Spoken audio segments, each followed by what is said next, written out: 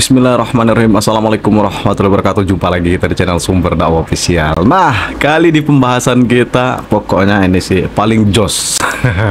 Ini ada pengamat politik, pokoknya beliau akan membahas pokoknya ya kubu banteng. Oke, tanpa berlama-lama langsung saja kita beli videonya. Bismillahirrahmanirrahim. Let's go. Yang pertama kita harus tahu bahwa PDI Perjuangan tidak akan pernah mengajukan non-partai. Ah, betul. Kalau seandainya mengajukan non-partai, independen sekalipun, pasti akan dipakaikan bajunya. Apalagi ini Jakarta. Tentu contoh itu ada di kasus Ahok atau Basuki Cahayapurnama yang independen akhirnya menggunakan bajunya PDI Perjuangan sampai bayangin Abah pakai baju PDI lah ya.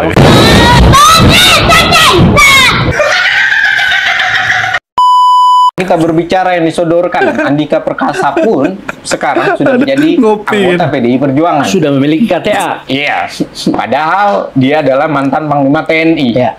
Nah, kalau berbicara dalam kasus ini adalah sebuah hal yang ironi bagi PDI Perjuangan. Oh, kenapa? Karena non-partai kemudian diajukan sebagai gubernur dan dia adalah rival di Pilpres. Dan dia adalah rival di Pilkada. Dan ini sangat ironi bagi PDI Perjuangan. Menjadi ironinya, apakah PDI Perjuangan tidak punya kader lagi? Oh, seakan-akan begitu ya? Iya. Dan itu yang pertama. Yang kedua, kemana citra PDI Perjuangan? Berani bertarung, yang berani untuk menjadi bukan ngetawain partai, tapi kok sekarang malah banteng.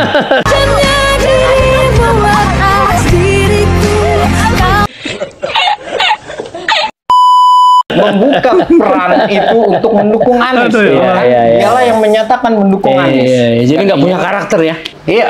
Dan ini semakin anomali. Dan berikutnya yang ketiga, anomalinya ini akan semakin panjang ketika misalnya di 2029 Anies maju sebagai capres, kemudian lawannya dari PDI Perjuangan lagi. Ini memalukan sekali gitu. Jadi apa yang mau dibanggakan oleh PDI Perjuangan saat ini? Ironi, ini beliau yang bilang, dia tidak bukan saya. Kader, dia tidak memiliki pandangan. Andai pun dia memiliki kader yang diajukan, kenapa harus Anies yang ditonjolkan? Kenapa bukan misalnya Ganjar? Iya betul kan. Iya. Kalau Ganjar sudah habis karena dia sudah jadi beliau yang bilang gubernur 2 kali. Oh, nggak bisa ya? Tapi kan bisa. Tri Risma, hari ini ya. Ahok masih bisa deh. Kemudian juga ada Edi Prasetyo, kemudian ada Andika Perkasa, ada banyak calon untuk menunjukkan bahwa dia punya karakter. Iya, bahkan kalau perlu ditarik dari daerah pun tidak masalah dibawa ke sana. Jadi sikap juangnya itu kelihatan gitu ya. Iya, kalau ini kan pagi-pagi udah jadi sekali gitu nyalinya. Dan yang lebih menariknya lagi, PDI Perjuangan menarik Anies, malah PKS yang ditawarin jadi cawagup bersama dengan Prabowo Gerindra. Ini semakin menarik gitu loh. Anies ini jadinya yang biasanya berwarna PKS, kenapa sekarang malah berwarna PDI Perjuangan? PDI Perjuangan yang begitu kuat sebagai oposisi, sementara PKS yang waktu itu memerintah, malah PKS gabung di pemerintahan. Oposisinya ini malah jadi rancu, jadi aneh gitu loh. Dan ini adalah sebuah tanda semakin blunder yang dilakukannya. Bahkan yang menariknya lebih blunder lagi adalah kalau seandainya nanti yang mengajukan itu adalah pemainnya adalah PKB, sementara yang mendukung adalah PDI Perjuangan. Itu blunder. Karena PKB itu adalah suara ke-6. Sementara PDI Perjuangan adalah suara kedua. Masa suara kedua mengekor suara pertama? Sedangkan baru PDI Perjuangan baru melirik. Sedangkan PKB sudah menyatakan bahwa ia memajukan Anies Baswedan. Dan nantinya lebih unik lagi kalau Anies diajukan bersama dengan Nasdem, bersama dengan PKB, dan kemudian plusnya adalah PDI Perjuangan. Pendukung. Ini artinya apa? PDI Perjuangan sudah di Pilpres kala ketiga, terus di Pilkada DKI Jakarta menjadi pengekor. Ini adalah sebuah hal yang memalukan. Kenapa dia tidak mengajukan lawannya bersaing, masa kalah dengan PSI.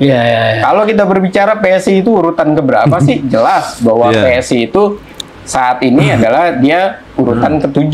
Dia 8 kursi dibandingkan dengan PDI Perjuangan. Tapi orang PSI masih berani untuk Kaisang sebagai gubernur maupun cagup cawagup. Nah, sementara PDI Perjuangan kok sudah nyerah, sudah lempar handuk duluan, sudah melirik Anies, dan ini makin membuat Anies PD 2029 bahwa tiket capresnya dia akan didukung oleh PDI Perjuangan.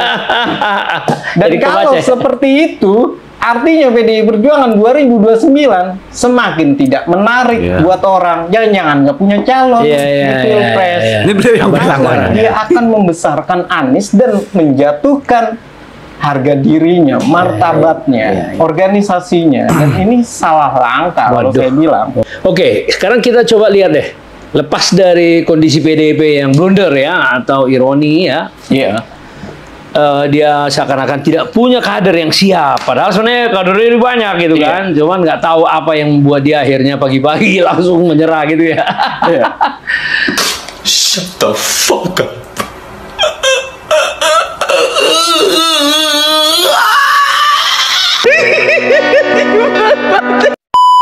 Ini yang menarik. Kalau seandainya PKS gabung sama KIM, mencari satu figur, ternyata Anies ini kan kalau kita melihat didukungnya oleh PKB, PKS, PDI Perjuangan kan.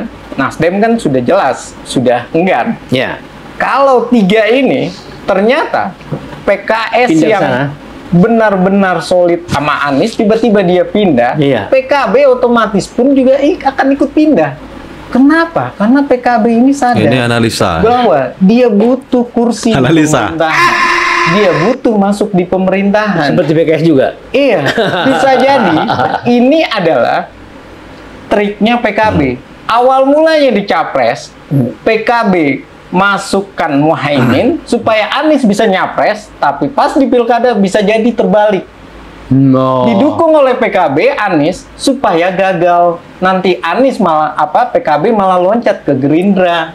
Dengan PKS. Iya, kasus itu bisa jadi terulang tapi dengan mediumnya yang berbeda. Nanti terus kemudian Anies sama PDIP. Ya, kalau Anies sama PDIP ini analisa. Tentu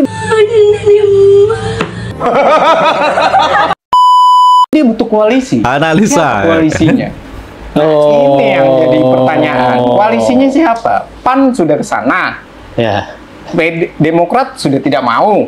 PSI tidak mau. Semua yang ada di dalam sana yang berkursi bisa jadi terbawa oleh koalisi Indonesia Maju. Dan bisa jadi PKB itu adalah pemain kunci. Bagaimana dia nanti bernegosiasi untuk di koalisi Indonesia Maju. Dan akhirnya Anies ini gembar-gembor mau jadi gubernur, ternyata malah tidak dapat tiket karena dipercundangi oleh itu tadi PKB. Dan bagaimana nantinya? Ya tentu sangat sulit karena kalau mau Perindo, P3 mereka cuma 1 kursi. Sementara syaratnya harus 21 kursi. Nah, kalau seandainya 21 kursi PDI Perjuangan tentu kurang. Dia baru 15 tambah 2, 17. Siapa yang bisa mendukung itu? Nah, ini adalah permainan yang bisa jadi memang untuk tadi membuat Anies terkesan bahwa dia keren, tapi di sisi yang lain Anies nyungsep kalau tidak pandai-pandai membaca strategi bahwa ini bisa jadi dikerjai Anies, diangkat-angkat, dilukan, habis itu disingkirkan bersama dengan PDI Perjuangan. Artinya nanti Anies itu cuma diangkat oleh PDI Perjuangan sebagai calon yang bagus, padahal dia bersama PDI Perjuangan di pojok, tidak ikut-ikutan di pilkada. Oke. Nangis di pojokan ya. Analisa luar biasa nih ya. Nah, cuma apakah DKI Jakarta bisa calon tunggal? Saya rasa tidak mungkin calon tunggal. Nah, ini yang terjadi karena ada 7 daerah yang tidak mungkin calon tunggal, termasuk DKI Jakarta. Artinya kuncinya sebenarnya yaitu tadi bagaimana mengajak PKS dan kemudian merancang siapa gubernur dan wakil gubernurnya. Kenapa mengajak PKS? Karena satu-satunya yang sakit hati dengan Anies adalah PKS. Hah? Karena PKS harusnya dia menjadi wakil gubernur setelah Sandiaga Uno, ternyata tidak pernah dikasih kesempatan oleh pada Anies. zaman dulu ya. Dan PKS begitu loyal oleh Anies dari Pilpres, ternyata Anies lebih loyal kepada Nasdem.